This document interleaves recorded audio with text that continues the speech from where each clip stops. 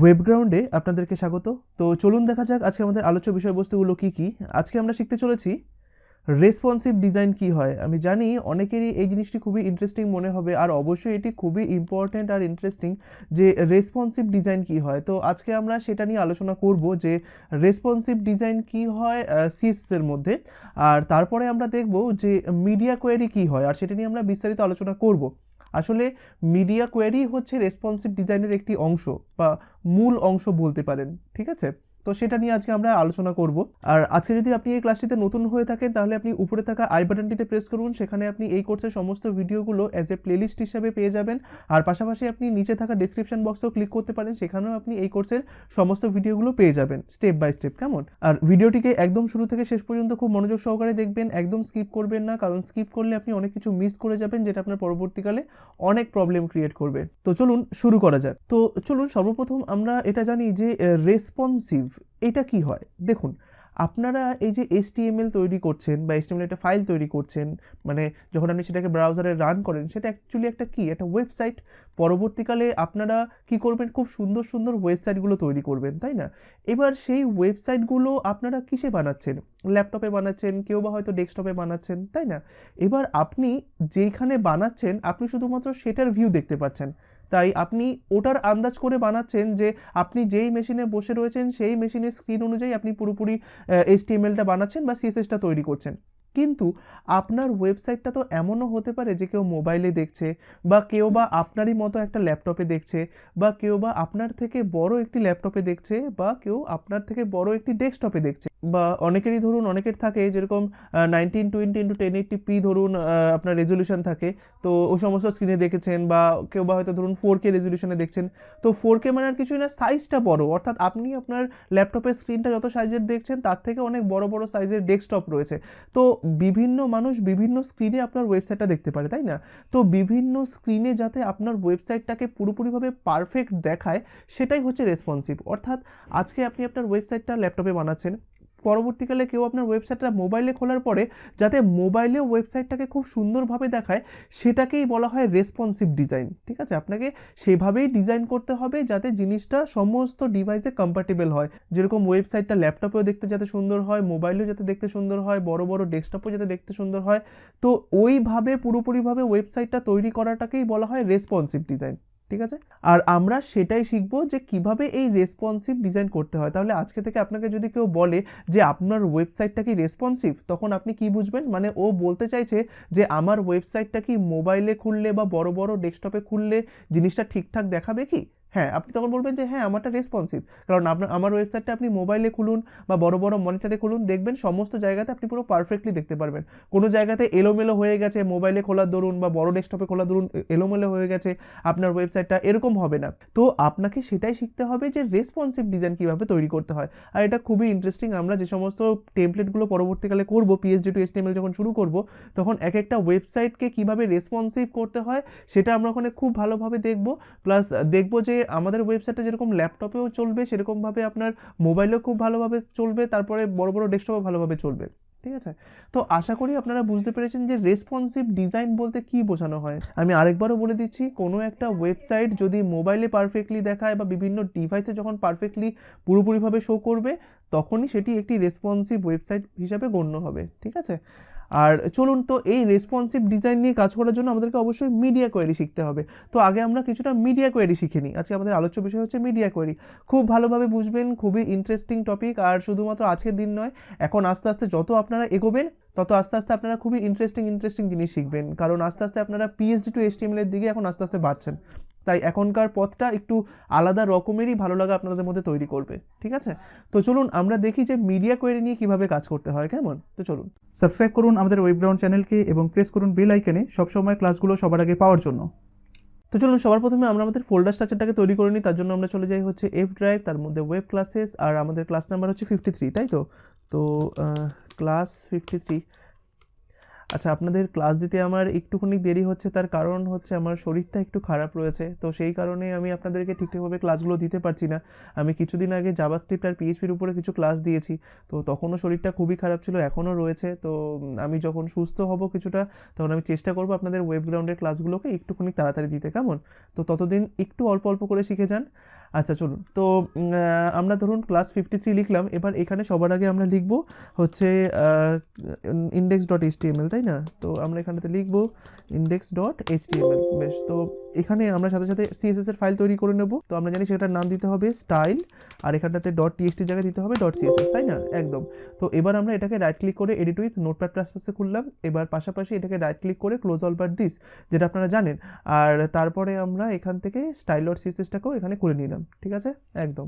So এবার আমরা এখানটাতে করলাম যে HTML:5, ধরুন HTML:5 লিখলাম, ট্যাব প্রেস করলাম, সাথে সাথে আমাদের স্ট্রাকচারটা রেডি হয়ে যাবে। এখানটাতে লিখে দিন ক্লাস 53, ঠিক আছে? আর এখানে সিএসএস এর লিঙ্কটাও আপনারা করিয়ে দিন। তো আমি এখানটাতে লিখলাম link:CSS, ঠিক আছে? সাথে সাথে চলে আসলো। এইবার এখানে আসার পরে মিডিয়া কোয়েরি জিনিসটা আমাদেরকে বুঝতে হবে, তাই না? তো আমরা এখানে একটা কাজ করলাম, এখানটাতে .1 বলে একটা ডিভ নিলাম, ঠিক আছে?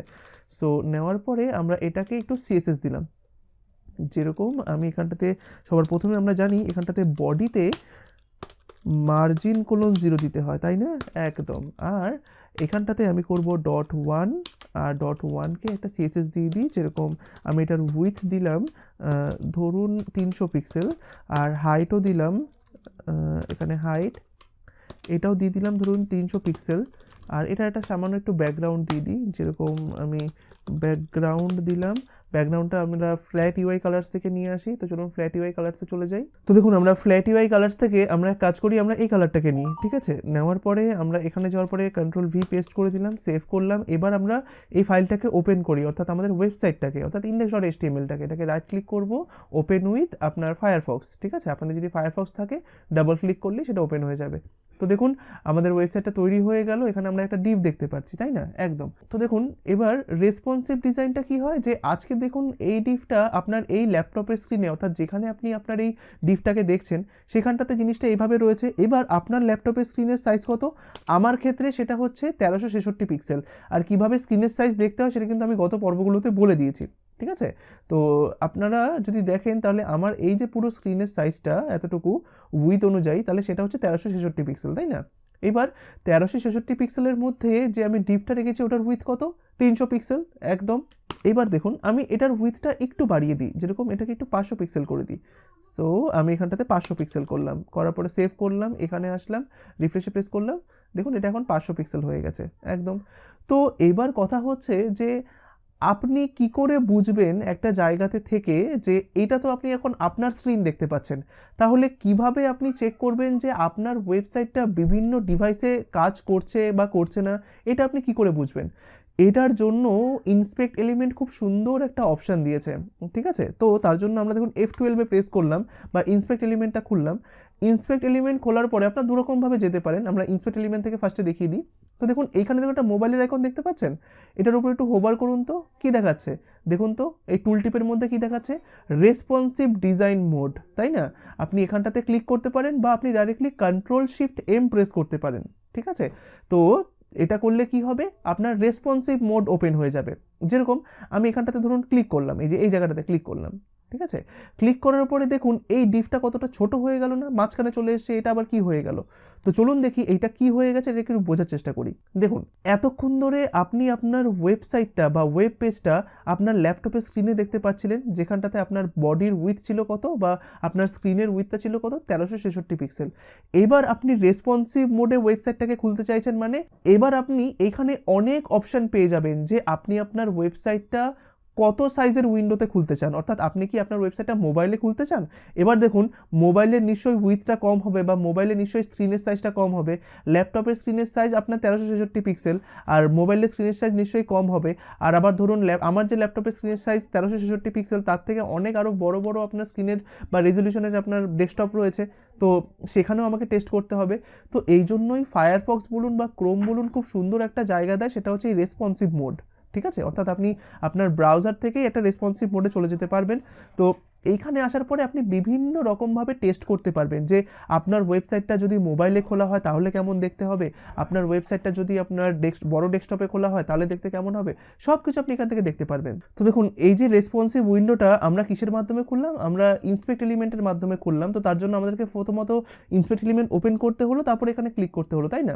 তো আমরা এটাকে বন্ধ করে দিই, এই ইন্সপেক্ট এলিমেন্টটাকে বন্ধ করে দিই, প্লাস এটাকেও বন্ধ করে দিই। দেখুন রেসপন্সিভ মোডটাকে বন্ধ করার জন্য আপনি একবারে ডান দিকে দেখবেন একটা ক্রস সিম্বল রয়েছে, এখানে ক্লিক করুন, দেখবেন এটা বন্ধ হয়ে গেছে। তো তারপরে দেখুন আপনারা এখানে চলে এসেছেন যথারীতি, যেটা আপনার প্রাথমিকভাবে ওয়েবসাইটটা খোলে। তো আমি যদি একবারে রেসপন্সিভ মোডে যেতে চাই, অর্থাৎ এই F12 ক্লিক করে তারপরে ওই মোবাইলের আইকনের উপর ক্লিক করার পরে যে রেসপন্সিভ মোডটা খুললো, ওইভাবে না গিয়ে আমি যদি শর্টকাটে যেতে চাই তাহলে আপনি কি প্রেস করবেন, Ctrl+Shift+M প্রেস করুন। ঠিক আছে, দেখুন এটা এখানে চলে আসলো। ঠিক আছে, চলে আসার পরে এইটা হচ্ছে রেসপন্সিভ উইন্ডো। এটাকে আপনি এইভাবে দেখুন, যখনই আপনি এর কোনাকুনিতে নিয়ে যাবেন না, দেখুন আপনার যে মাউসের সিম্বলটা রয়েছে ওটা সিঙ্গেল অ্যারো থেকে দেখুন ডবল অ্যারো হয়ে গেছে, অর্থাৎ অ্যারোটার মাথা দেখুন দুদিকে চলে এসছে। অর্থাৎ আপনি এখন টানাটানি করতে পারবেন জিনিসটাকে নিয়ে। আপনি প্রেস করে ধরে আপনি ডান দিকে নিন, দেখুন বাড়ছে, আবার বাঁ দিকে নিন, দেখুন কমছে। ঠিক আছে, এবার এই যে টানাটানিটা করছি এইটা কি, এইটাই হচ্ছে আপনার স্ক্রিন সাইজ। দেখুন আপনি যখনই এইখানটাতে এভাবে টানাটানি করছেন, দেখুন এইখানে একটা ভ্যালু বাড়ছে বা কমছে। দেখুন এই মুহূর্তে আপনার স্ক্রিনের সাইজটা কত বলুন তো, এইখানে যেটা রয়েছে, অর্থাৎ এই যে আপনি এটা দেখতে পাচ্ছেন এই এরিয়াটা, এই যে পুরো এই এরিয়াটা হচ্ছে আপনার স্ক্রিন। ঠিক আছে, যেরকম আপনার 1366 হচ্ছে একটা স্ক্রিন, তো এটাও হচ্ছে একটা স্ক্রিন যেটাকে আপনি বাড়ানো কমানো করতে পারেন। তো এই মুহূর্তে আপনি যেখানে রয়েছেন সেখানে অবস্থায় স্ক্রিনের সাইজটা কত, এই যে দেখুন এইটা এখানে আপনি দেখতে পাচ্ছেন, এইটা হচ্ছে আপনার স্ক্রিনের উইথ বা সাইজ, আর এইটা হচ্ছে আপনার স্ক্রিনের হাইট। ঠিক আছে, একদম। তো দেখুন এই মুহূর্তে আপনি দেখতে পাচ্ছেন যে আপনার স্ক্রিনের উইথটা হচ্ছে 726 পিক্সেল, তাই না? এবার এটাকে যদি আপনি বাড়ান, দেখুন আস্তে আস্তে বেড়ে যাচ্ছে। এবার আমি আরও বাড়ালাম, দেখুন দেখেছেন কত বেড়ে যাচ্ছে। আপনি চাইলে আরও বাড়াতে পারবেন বা কমাতে পারবেন, যত খুশি। এবার দেখুন আমি যদি ছোট এভাবে নিয়ে আসি, তাহলে এই স্ক্রিনটা হচ্ছে ফোনের স্ক্রিন, তাই না? একদম। আর আমি যদি আরেকটুখানি এটাকে এইভাবে বাড়াই, তাহলে এটা হচ্ছে ট্যাবলেট। আর আমি যদি আরও একটুখানি বাড়াই, তাহলে এটা হচ্ছে ল্যাপটপ। আর আমি যদি এর থেকেও আরও বেশি বাড়াই, তাহলে সেটা হচ্ছে ডেস্কটপের স্ক্রিন, তাই না? তাহলে দেখেছেন আমরা এইখানটাতে দাঁড়িয়েই আমরা দেখতে পারবো আমার ওয়েবসাইটটা ফোনে কীরকম লাগবে। এই যে দেখুন এটা, আমি যদি এইখানে ওয়েবসাইটটাকে খুলি এই মোডে, তাহলে আমি দেখতে পারবো ফোনে আমার ওয়েবসাইটটা কীভাবে দেখতে হবে। আর আমি যদি এটাকে আরেকটুখানি বাড়িয়ে দিই, তাহলে আমি বুঝতে পারবো যে আমার ওয়েবসাইটটা ল্যাপটপে কেমন দেখতে হবে। আর আমি যদি এর থেকেও আরও বেশি বাড়াই, তাহলে দেখতে পারবো যে আমার ওয়েবসাইটটা আপনার ল্যাপটপে কেমন হবে। আচ্ছা, আগেরটা হচ্ছে ট্যাবলেটে কেমন হবে, হ্যাঁ, বা আইপ্যাডে কেমন হবে, এটা হচ্ছে আপনার ল্যাপটপে কেমন হবে। আর এর থেকেও যদি বড় কিছু হয়, তাহলে হচ্ছে ডেস্কটপ স্ক্রিনগুলোতে কেমন হবে। ঠিক আছে, তো আমি কি প্রতিবারই এরকম টানাটানি করবো এটাকে নিয়ে? আপনি করতে পারেন, বাট না, আমরা এরকম করব না। আমরা একটা জিনিস সেট করে দেব যে আমি মোবাইলে দেখতে চাই, আমি ট্যাবলেটে দেখতে চাই, আর আমি বড় স্ক্রিনগুলোতে দেখতে চাই। ঠিক আছে, তার জন্য আমি কি করব, আপনি যখন এখানে রেসপন্সিভে ক্লিক করবেন, করার পরে দেখুন এখানে আপনি অলরেডি অনেকগুলো অপশান দেখতে পাচ্ছেন। গ্যালাক্সি S9 প্লাস, এটা হচ্ছে ফোনের, আইপ্যাড মানে হচ্ছে ট্যাবলেটের। ঠিক আছে, আর এখানে হচ্ছে আইফোন, দেখুন আইফোনও মানে হচ্ছে ফোন, অর্থাৎ ফোনে টেস্ট করার জন্য। এবার আমি যদি বড় স্ক্রিনগুলো এইখানে আনতে চাই, যে ধরুন 1080p বা ধরুন 4K রেজলিউশনের মনিটরগুলো, তাহলে কি করব, তার জন্য আপনি এখান থেকে এডিট লিস্টে ক্লিক করুন। করার পরে এখানে দেখুন আপনি অসংখ্য অপশান দেখতে পেয়ে যাবেন যে আপনি কোন কোন রেজলিউশনগুলো ওই লিস্টে চান। তো দেখুন অলরেডি এখানটাতে আইফোন দেওয়া রয়েছে, আইফোন 6, 7, 8 প্লাস। দেখুন তার জন্য এখানটাতে টিকমার্ক রয়েছে। আপনার এখান থেকে মোবাইলের একটা হলেই হবে, আপনার চাইলে আপনারা অন্যান্যগুলো করে রাখতে পারেন, তো আপাতত দরকার নেই। ঠিক আছে, তো দেখুন এখানটাতে অ্যান্ড্রয়েডের জন্য গ্যালাক্সি নোট 3, গ্যালাক্সি S5 এগুলো করে রাখতে পারেন। প্লাস দেখুন এখানটাতে iOS-এর জন্য 6, 7 কত অপারেটিং সিস্টেমও দেখিয়ে দিচ্ছে এখানটাতে। খুবই ভালো একটি ফিচার্স বলতে পারেন এটা বিভিন্ন ব্রাউজারের। সো আপনারা যখন এদিকটায় আসবেন, দেখুন গ্যালাক্সি S9 এগুলো সব টিকমার্ক করা রয়েছে, মানে এগুলো অলরেডি চুজ করা। ঠিক আছে, তো আমি জাস্ট নিচের দিকে আসলাম। নিচের দিকে আসার পরে দেখুন ট্যাবলেট স্ক্রিনের মধ্যে আপনি কী কী জিনিস চুজ করেছেন। দেখুন আইপ্যাড চুজ করেছেন, এখানে আইপ্যাড মিনি আছে, আইপ্যাড প্রো আছে। অর্থাৎ এগুলো কেন ব্যবহার করা হয় বলুন তো, কারণ পরবর্তীকালে আপনি তো ক্লায়েন্টের কাজ করবেন। এবার ক্লায়েন্ট, বাইরের ক্লায়েন্টগুলো কী হয় যে তারা ওয়েবসাইটগুলো, ওনাদের রেজলিউশনগুলো অনেক বড় বড় হয়। ঠিক আছে, ওনাদের স্ক্রিনগুলো, মনিটরগুলো অনেক বড় হয়, তাই ওরা সবসময় বড় রেজলিউশনে চেক করে। তাই সেই কারণে বা বড় রেজলিউশনের পরেও ওনারা তারপরে দেখে যে আপনার ওয়েবসাইটটা আইপ্যাডে চলছে নাকি। ওরা সবথেকে বেশি আইপ্যাড ইউজ করে, তো আইপ্যাডে দেখবেন ওনারা ঠিকঠাক আছে নাকি। তো সমস্ত কিছুতে চেক করার পরে ওনারা ফিডব্যাক দেন যে আইপ্যাডে কাজ করছে না বা ধরুন মোবাইলে কাজ করছে না। এবার আপনি কিভাবে চেক করবেন? আপনার কাছে তো আইপ্যাড নেই, আপনার কাছে তো আর ধরুন ওই বড় স্ক্রিন রেজলিউশনের কোনো মনিটর নেই, তখন আপনাকে এইগুলোর মাধ্যমে চেক করতে হয় যে আচ্ছা দেখি তো এগুলোকে সেট করে দেখি। যদি আপনার ওয়েবসাইটটা এই আইফোনে ঠিকঠাক থাকে তার মানে ক্লায়েন্টের ওখানেও ঠিকঠাক দেখাবে। যদি আপনার ওয়েবসাইটটা এই আইপ্যাড ঠিকঠাক থাকে তাহলে ক্লায়েন্টের যে ট্যাবলেট ইউজ করছে সেখানে ঠিকঠাক দেখাবে। এবার হচ্ছে বড় রেজলিউশন, দেখুন এখানে টেলিভিশন বলে একটা ক্যাটাগরি রয়েছে, ঠিক আছে। এখানে আসার পরে দেখুন এখানে বিভিন্ন রকমের রয়েছে 1080p ফুল এইচডি টেলিভিশন, এটাকেও টিকমার্ক করে রাখবেন। আর 4K আলট্রা এইচডি টেলিভিশন এটাকেও টিক করে রাখবেন, কারণ মনে রাখবেন ক্লায়েন্টরা এই 4K রেজলিউশনের মনিটর খুব বেশি ব্যবহার করে, 1080p তো করেনি বেশিরভাগ। দেখবেন যে এই 4K রেজলিউশনও বলবে যে 4K তে কাজ করছে না, তখন আপনাকে টেস্ট করার জন্য এগুলো করতে হবে। তাই দেখুন আমরা আগে তো যেগুলো চুজ ছিল সেগুলো চুজ ছিলই, আমরা নতুন করে কোনো কিছু করিনি, জাস্ট এখানে আমরা দুখানা অপশন অ্যাড করেছি। কি এই যে জাস্ট 1080p আর হচ্ছে 4K, ঠিক আছে। দেওয়ার পরে আর কিছু করতে হবে না আপনাকে, এটা হয়ে গেল। আর জাস্ট এটাকে ক্লোজ করে দিন, ঠিক আছে। এবার আপনি রেসপন্সিভে ক্লিক করুন, দেখুন সেগুলো সব অ্যাড হয়ে গেছে। এখানে দেখুন 1080p অ্যাড হয়ে গেছে, এখানে 4K আলট্রা এইচডি আপনার টেলিভিশন অ্যাড হয়ে গেছে। আর এগুলো তো আমার কাছে ছিলই, আইপ্যাড, আইফোন। এবার দেখুন আমি যখন আমার ওয়েবসাইটের রেসপন্সিভনেস চেক করব তখন আমি কি করব, আমাকে আর এই টেনে এরকম বড় ছোট করতে হবে না, ঠিক আছে। এবার টেনে বড় ছোট মাঝে মাঝে করতে হয়, মানে কখন করতে হয়, যখন ধরুন ক্লায়েন্ট আপনাকে বললো যে আমার ট্যাবলেটটার সাইজ হচ্ছে 800 পিক্সেল উইথের দিক থেকে, সেইখানে আমার কাজ করছে না। এবার আপনি তখন কি করলেন, আপনি তখন ক্লায়েন্টের অনুযায়ী এটাকে জাস্ট এভাবে 800-তে করে নিলেন, এই যে এটাকে 800-তে করে নিলাম। তো 800-তে করে নেওয়ার পরে দেখলেন যে ঠিক আছে এবার 800-তে দেখি তো আমার ওয়েবসাইটটা কেমন লাগছে। তো ওইভাবে ন্যাচারালি হয় না, বাট যদি রিকোয়ারমেন্ট আসে তখন আপনাকে এরকম টেনে বড় ছোট করতে হয়। তো নর্মালি আমরা এখান থেকেই সব কিছু পেয়ে যাব, ঠিক আছে। দেখুন তো আমি এখানে ক্লিক করলাম, করার পরে দেখুন যেই মুহূর্তে এখানে আমি আইফোন 6, 7, 8 বা প্লাসে ধরুন ক্লিক করলাম, এখানে ক্লিক করলাম, দেখুন এখন আমার স্ক্রিন রেজলিউশনটা কি হয়ে গেল বলুন তো, এখন আমার মোবাইলের স্ক্রিনে হয়ে গেল। আপনি যদি এর উপরেরটা ক্লিক করেন, এই যে দেখুন আমার মোবাইল স্ক্রিন হয়ে গেল, ঠিক আছে। এখানে একটা অপশন দিয়েছে। আচ্ছা হ্যাঁ, অবশ্যই যখন আপনি এরকম রেজলিউশন চেক করবেন একবার করে রিলোড করে নেবেন, ঠিক আছে। দেখুন আমি এখানে ক্লিক করলাম, এখানে আসার পর আমি দেখুন আইপ্যাডে ক্লিক করি, দেখুন এখন এটা আইপ্যাডের মধ্যে খুললো, ঠিক আছে। আইপ্যাডের উইথ কত, 768, তাই না। তাহলে ওয়েবসাইটটা আইপ্যাডে কেমন দেখতে হবে, এভাবে দেখতে হবে, তাই না। দেখুন একদম। আর সবসময় আমরা লক্ষ্য করব যে আমাদের ওয়েবসাইটের নিচের দিকে যাতে হরাইজন্টাল স্ক্রল বার না আসে, ঠিক আছে। এখন আমাদের ওয়েবসাইট বা ওয়েব পেজ কিন্তু এতটুকু নয়, এই যে এতটুকু কিন্তু নয়, এটা একদম ভুল করে ভাববেন না। এখন আপনি কতটুকু দেখতে পাচ্ছেন বলুন তো ভিজুয়ালি, সাদা অংশটুকু, এই যে এইটা হচ্ছে আপনার ওয়েব পেজ, এই যে এইটুকু হচ্ছে আপনার বডি এরিয়া, এই যে সাদা অংশটা আপনি দেখতে পাচ্ছেন, ঠিক আছে। আর নিচে কয়টুকুনি বিস্তার করছে, এই যে দেখুন আমি নিচের দিকে নামলাম, নিচে কি আপনি কোনো হরিজন্টাল স্ক্রল দেখতে পাচ্ছেন না, তার মানে আপনার ওয়েবসাইটটা পুরোপুরি ঠিকঠাক রয়েছে। এবার আমি যদি ওয়েবসাইটটাকে এর থেকেও বড় মনিটরে খুলি, অর্থাৎ এখানে ক্লিক করলাম, 1080pতে করলাম, দেখুন 1080pতে করার পরে দেখুন কি হবে প্রবলেমটা। দেখুন আমার মনিটরটা হচ্ছে 1366 পিক্সেল, আর আমি যে স্ক্রিনটা এই মুহূর্তে খুলেছি ওটার উইথ কত, 1920। নিশ্চয়ই এটা বড়, এই কারণে দেখুন একটা স্ক্রল চলে এসছে। এইটা কিন্তু আবার ভাববেন না যে এই স্ক্রলটা হচ্ছে বডির স্ক্রল বার বা আপনার ওয়েবসাইটের স্ক্রল বার, না। এই যে আপনি একটা স্ক্রিন খুলেছেন, এত বড় একটা স্ক্রিন, সেটা তো আপনি শুরু থেকে শেষ পর্যন্ত দেখতে হবে। ওটাকে দেখার সুবিধা করার জন্য আপনাকে এরভাবে একটা স্ক্রল বার দিয়েছে, যাতে আপনি ওই 1920 উইথের যে ওয়েবসাইটটা সেটা যাতে দেখতে পারেন, তার জন্য এটা দিয়েছে। এবার আপনার ওয়েবসাইটের স্ক্রল বার আপনি কোথায় দেখতে পারবেন, একবারে নিচে এই সাদা অংশটা শেষে, এই যে দেখুন এই জায়গাটাতে আপনি স্ক্রলবারটা দেখতে পারবেন। এই জায়গাটাতে যদি কোনো স্ক্রলবার থেকে থাকে, এই মুহূর্তে নেই, ঠিক আছে, দেখবেন এইরকম একটা জায়গাতে আপনি স্ক্রলবার দেখতে পারবেন। স্ক্রলবার দেখতে পারবেন, আমি দেখাচ্ছি জাস্ট একটুখানি পরে। তো দেখুন এখন আপনি আপনার 1366 পিক্সেলের মনিটরে আপনি কত পিক্সেলের আপনার মনিটরকে দেখতে পাচ্ছেন বলুন তো, 1920, তাই না। তাহলে ডিবাগ করতে পারছেন, আপনাকে আর আলাদা করে মনিটর কেনার কোনো প্রয়োজন নেই, বা কোনো রকমভাবে 4K রেজলিউশনের মনিটরও কেনার দরকার নেই, আপনি এখান থেকেই সব কিছু পেয়ে যাবেন। এবার দেখুন আপনি এইখান থেকে, অর্থাৎ আপনার যত কম রেজলিউশনের মনিটরই হোক না কেন, আপনি এখান থেকে 4K রেজলিউশনও দেখতে পারবেন। তো এখান থেকে আমি এখানে ক্লিক করলাম, করার পরে দেখুন এখন আপনার যে স্ক্রিনটা দেখতে পাচ্ছেন, আপনার বডির যে স্ক্রিনটা, ওটা বলুন তো কত, দেখুন 3840 পিক্সেল, দেখেছেন কত বড় উইথ, এই দেখুন। এই জন্য দেখুন স্ক্রলবারটাও বেড়ে গেছে, ঠিক আছে। ওই রেজলিউশনের আপনি মনিটরে যে ওয়েবসাইটটা যেভাবে দেখাবে সেটা আপনি এখন এখানে দেখতে পাচ্ছেন আপনার কম উইথের স্ক্রিনে থেকে, ঠিক আছে। তো এইটাই হচ্ছে মেন সুবিধা। এবার দেখুন আমি এইখান থেকে যখন আমি এবার ফোনে চলে আসি, ফোনে মানে এই যে ধরুন এটাই ক্লিক করলাম, আইফোন 6, 7, 8 এটাতে ক্লিক করলাম, করার পরে এইটা এবার ফোনে চলে এসেছে। দেখুন এখন কিন্তু নিচের ওই স্ক্রল বারটা নেই, যেটা এদিক থেকে ওই দিকে যেতে হতো।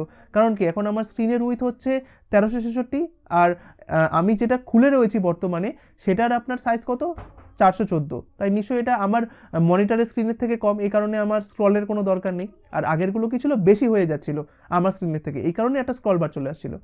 এইবার দেখুন এই জিনিস আপনারা বুঝতে পারছেন। এবার আমরা নিচের দিকে আসলাম, দেখি তো কোনো স্ক্রল বার আছে নাকি, না দেখুন এটা কোনো স্ক্রল বার নেই। এবার স্ক্রল বারটা কখন চলে আসবে দেখুন, যখন আপনি এই স্ক্রিনটাকে একটুখানি কমাতে নিয়ে আসুন। আচ্ছা, এটাকে আমরা একটুখানি রিফ্রেশে প্রেস করব, হ্যাঁ। তো এটা মনে রাখবেন, এটা আমারও মাঝে মাঝে খেয়াল থাকে না, যখন আপনি ধরুন কন্ট্রোল শিফট এম করে এখানে আসবেন, বা আপনি একটা রেজলিউশন থেকে অন্য একটা রেজলিউশনে যাবেন, যেরকম আমি ধরুন কখনো 1080p-তে গেলাম, অবশ্যই আগে কন্ট্রোল F5 বা রিফ্রেশ করে নেবেন, ঠিক আছে, কন্ট্রোল F5টাই করবেন বেশি। তো এবার দেখুন আমি এইখান থেকে যখন এই যে আইফোনের এখানে আসবো, ঠিক আছে, এটা এখন এভাবে রয়েছে, কিন্তু এটা এভাবে থাকবে না। আপনি কি করবেন, আপনি এখান থেকে কন্ট্রোল F5 প্রেস করে নিন। তো দেখুন এইখানে দেখুন এতটা ছোট রয়েছে, অথচ আপনি যদি দেখেন যে এখন স্ক্রিনটার উইথ কত, 375 পিক্সেল, তাই না? এই যে এই স্ক্রিনটার উইথ হচ্ছে এখন 375 পিক্সেল, আর 375 পিক্সেলের মধ্যে আমার ডিভের উইথ কিন্তু ছিল 500 পিক্সেল দিয়েছিলাম আমরা, তাই না? তাই এটা কিন্তু 375 হচ্ছে উইথ, তার ভিতরে 500 পিক্সেলের একটা ডিপ রয়েছে, এটা কিন্তু বেরিয়ে যাওয়ার কথা, কিন্তু সেটা কি আমাকে দেখাচ্ছে না। এই কারণে আমি বলেছিলাম যে রিফ্রেশ করবেন। এবার রিফ্রেশটা মাঝে মাঝে দেখুন এখানে রিফ্রেশ করছি তাও কাজ করছে না, কন্ট্রোল F5 করছি তাও কাজ করছে না, তখন আপনি কি করবেন, এরকম কিন্তু হতে পারে, হ্যাঁ। এর জন্য আপনারা এটাকে ফার্স্টে ক্লোজ করে দেবেন, ঠিক আছে। ক্লোজ করার পরে এখানে এসে একবার কন্ট্রোল F5 প্রেস করবেন, করার পরে এখান থেকে কন্ট্রোল শিফট এম প্রেস করবেন, তারপরে এখান থেকে ধরুন এগুলোকে চুজ করলেন, ধরুন এখান থেকে আমি এটাকে করলাম বা কিছু, ঠিক আছে, নেহাত যাই হোক, এখানটাতে আপনার সেভাবে দেখা যাচ্ছে না জিনিসটা, জানি না কেন। তো দেখুন এটা অ্যাকচুয়ালি এভাবে বেরিয়ে যাওয়ার কথা এখান থেকে, হ্যাঁ, এভাবে বেরিয়ে যাওয়ার কথা, এটা মেবি ক্যাশ থেকে নিচ্ছে। তো দেখুন এই মুহূর্তে আমার স্ক্রিনের সাইজ হচ্ছে ধরুন 418 পিক্সেল, তাই না? এবার 418 পিক্সেলের, তো দেখুন 418 পিক্সেলের আপনার এই স্ক্রিন রেজলিউশনে একটা ডিপ আমি দেখাচ্ছি যেটা কিনা 500 পিক্সেল, তাহলে নিশ্চয়ই এখানে একটা স্ক্রল বার আসার কথা। নিচে যান, এই যে দেখুন স্ক্রল বারটা দেখেছেন, এই স্ক্রল বারটাই হচ্ছে আপনার বডি স্ক্রল বার, যেটা কিনা ইনভ্যালিড, ঠিক আছে। দেখুন এই স্ক্রল বারটা আসা উচিত নয়। কেন এই স্ক্রল বারটা আসছে, কারণ আমার এই স্ক্রিনের উইথের থেকে, কারণ আমরা জানি এখন আমার স্ক্রিনের উইথ কত, যেটা আমি দেখতে পাচ্ছি সেটা হচ্ছে 418, তাই না? এই স্ক্রিনের উইথের থেকে ভিতরে যে ডিপটা রয়েছে তার উইথটা বেশি হয়ে গেছে, কারণ ভিতরে ডিপটার উইথ হচ্ছে 500 পিক্সেল, তাই এটা বেরিয়ে যাওয়ার কথা। এই কারণে স্ক্রল বার এসছে, ঠিক আছে, যেটা কিনা আমাদের আসা একদমই উচিত নয়। তো দেখুন এই ধরনের জিনিসগুলোকেই আমাদেরকে ফিক্স করতে হবে বিভিন্ন স্ক্রিনে, কারণ আপনারা যখন এরকমভাবে ডিপ ডিজাইন করবেন, যখন ছোট স্ক্রিনে আসবেন তখন দেখবেন সব স্ট্রাকচারটা এলোমেলো হয়ে গেছে, তখন ছোট স্ক্রিনে ঠিকঠাকভাবে সব কিছুকে গুছিয়ে নেওয়াটাই হচ্ছে রেসপন্সিভ করা, ঠিক আছে। আর এইটা করতে আমাদের সাহায্য কে করবে, ওই যে মিডিয়া কোয়েরি, ঠিক আছে। তো ওটা খুবই ইন্টারেস্টিং, চলুন দেখা যাক। এবার চলুন আমরা আস্তে আস্তে মিডিয়া কোয়েরিটা শিখি, আর এগুলো আমরা যখন আস্তে আস্তে ইউজ করবো পরবর্তীকালে, তখন দেখবেন এটার সাথে ইউজ টু হয়ে যাবে, এটাকে নিয়ে কোনো টেনশন করবেন না যে এটা এখন বুঝতে পারছি না বা কিছুগুলো, আস্তে আস্তে সব বুঝতে পারবেন, ঠিক আছে। সো আমরা সবার ফার্স্টে মিডিয়া কোয়েরি নিয়ে দেখি, চলুন। তো দেখুন বর্তমানে আপনার এই যে স্ক্রিনটা দেখতে পাচ্ছেন রেসপন্সিভ ডিজাইনে যেটা খুলে রয়েছে, এই স্ক্রিনের সাইজ কত বলুন তো, 628 পিক্সেল, তাই না? এইবার আপনি মিডিয়া কোয়েরির মাধ্যমে বলতে পারেন, মিডিয়া কোয়েরি মানে হচ্ছে সিএসএস আপনাকে একটি জায়গা দেয় এটা বলে দেওয়ার জন্য যে আপনার স্ক্রিন যখন এত পিক্সেলে থাকবে তখন আপনি কোন কোন সিএসএস ব্যবহার করতে চান, এইগুলো মিডিয়া কোয়েরি আপনাকে সুবিধা দেয়, ঠিক আছে। তো দেখুন মিডিয়া কোয়েরি কীভাবে লিখতে হয়, তো মিডিয়া কোয়েরি লেখার জন্য আপনি এখানটাতে লিখবেন, আপনারা ব্যবহার করলেই বুঝতে পারবেন জিনিসটা, এক্সাম্পলটা দেখালেই বুঝতে পারবেন যে মিডিয়া কোয়েরি অ্যাকচুয়ালি কী কাজ করে। তো দেখুন আমি এখানটাতে লিখলাম যে মিডিয়া কোয়েরি লেখার জন্য আপনাকে সবার ফার্স্টে সিম্বলটা দিতে হবে। এবার সিম্বলটা কোথায় থাকে, তো আমি একটুখানি আপনাদেরকে দেখিয়ে দিই, ওএসকে। তো দেখুন সিম্বলটা থাকে যে দেখুন এইখানে, তো আপনি যখন শিফট টিপে এই দেখুন দুইটাকে প্রেস করবেন তখন দেখবেন সিম্বল পড়ে গেছে, ঠিক আছে। তো এটা হচ্ছে সিম্বল, তো আপনি এখানটায় করলেন মিডিয়া, ঠিক আছে। তো এইটা দেখবেন অনেকে অনেক রকমভাবে লেখে, অনেকে দেখবেন এভাবে লেখে অনলি স্ক্রিন, ঠিক আছে। তারপর এখানে একটা জিনিস লেখা, ওটা আমি পরে বলছি। তো আপনি এইভাবেও লিখতে পারেন, আপনি অনলি স্ক্রিন না লিখে আপনি শুধুমাত্র বলে দিতে পারেন মিডিয়া অল, এটাও বলতে পারেন। আবার আপনি এইভাবেও লিখতে পারেন মিডিয়া আর এখানে লিখে দিতে পারেন স্ক্রিন, এটাও লিখতে পারেন, ঠিক আছে। তো এখানটাতে অনলি স্ক্রিন কেন লেখা হয়? এই অনলিটার মানে হচ্ছে যে ধরুন ওল্ড ব্রাউজার যেগুলো রয়েছে, যারা মিডিয়া কোয়েরি সাপোর্ট করে না, তো তারা যাতে এর সিএসএসগুলোকে ব্যবহার না করে, তারা যেন এই উপরের সিএসএসগুলোই ব্যবহার করে, এই জন্য এই অনলিটাকে রাখা হয়। আর এখানে স্ক্রিন মানে কি? এইটা হচ্ছে মিডিয়া টাইপ আপনি বলতে পারেন। এখানে মিডিয়া টাইপ অনেক রকমের হয়, অর্থাৎ আপনি এখন যে মিডিয়া কোয়েরিটা লিখছেন এটা কার জন্য লিখছেন? এটা আপনি স্ক্রিনের জন্য লিখছেন, অর্থাৎ আপনার ওয়েবসাইটটা যখন বিভিন্ন স্ক্রিনে আসবে তখন যাতে আপনি কিভাবে জিনিসগুলোকে অ্যাপ্লাই করবেন বা কিভাবে আপনি সিএসএস অ্যাপ্লাই করবেন সেটা বলতে পারেন। এবার এখানে আপনি স্ক্রিনও লিখতে পারেন, অর্থাৎ মিডিয়া টাইপ হিসাবে স্ক্রিন দেওয়া যায়। আপনি যেহেতু এখন রেসপন্সিভ ওয়েব ডিজাইন করছেন তাই আপনি এখানে স্ক্রিন দেবেন। আবার অনেকে এখানটাতে প্রিন্ট দেয়, এখানে স্পিচ দেওয়া যায়, অনেক রকমের ভ্যালু আছে, ওগুলো নিয়ে আমি আর গেলাম না, ওটা জাস্ট আমাদের লাগবেও না। তো আমরা শুধুমাত্র এখানটাতে দিতে পারি @media অনলি স্ক্রিন বা @media শুধু স্ক্রিন দিতে পারেন, অনলি দেওয়ার দরকার নেই।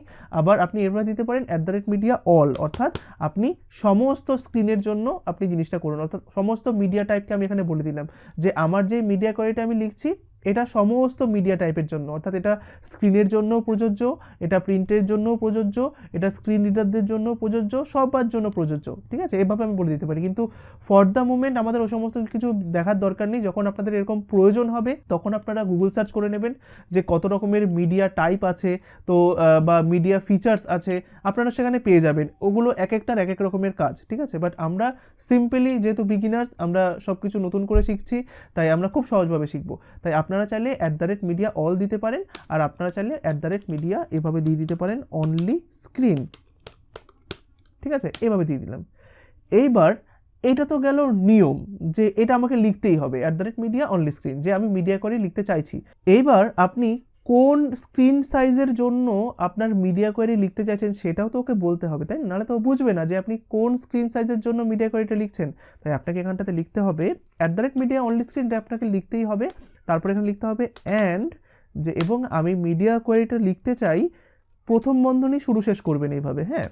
এবার এখানটাতে বলে দিন, আমরা উইথ ইউজ করতাম না, এখানটা দিয়ে দিন ম্যাক্স উইথ,